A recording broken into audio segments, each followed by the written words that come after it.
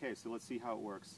We've got the large ring here beginning the run on down to a 3-wrap 6-coil prusik with the Cocoon pulley. The nice thing about this pulley is that we can reorient the axis of the shaft inside that captivates the two eyes of this prusik, and we can orient this in this manner or in this manner. It seems that having the axis of the pulley and the axis of the connection point at 90 degrees really creates a nice removal effect here through this normal small ring or normal large ring. As we move on down the line, we've got the retrieval snap. It's a very simple system. After loading in the climbing line, this tab just folds over and captivates there and holds everything real nicely. And finally, for the soft retrieval, this will be girthed into this side with the large ring.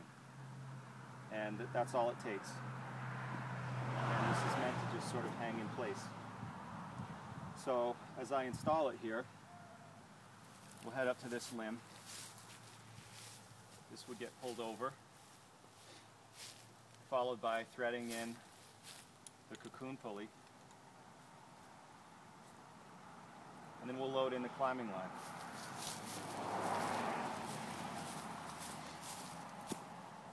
So I'm going to start from the retrieval side, or the small ring side, and come through the Cocoon and out this way.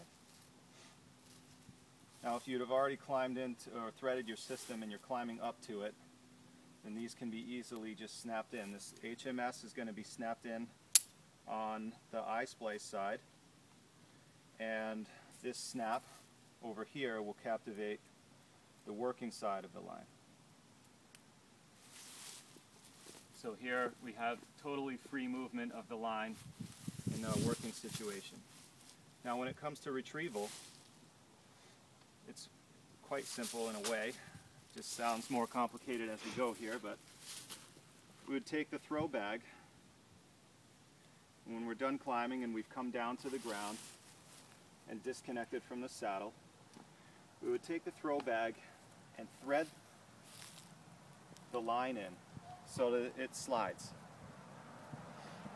We're then going to take the line and we're going to tie it directly to, hard tie it directly to this eye. You can use any sort of knot that's necessary to hold this in place or not come undone. You can form a girth hitch or a follow through of some sort, or a clove hitch, whatever you want. Next thing to do is to draw the bag right up to the eye and tie a stopper knot that can be undone from the tail side. Okay? Now we back this up through the HMS carabiner. That carabiner is large enough to allow the bag to pop right through. Once the bag has come through, we'll pull the stopper knot back, and the bag will now fall down to the ground. At this point, we can now retrieve the spliced end of our climbing line outside of the carabiner. We'll then untie the throw line, and now we can keep this captivated here by holding both ends of the throw line, and then pull the climbing line back up through the pulley.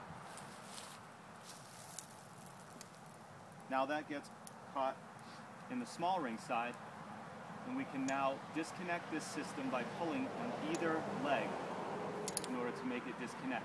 So I've pulled down on the throw line side, which lifts the Cocoon out of the large ring, and then we can pull this down either way we want to.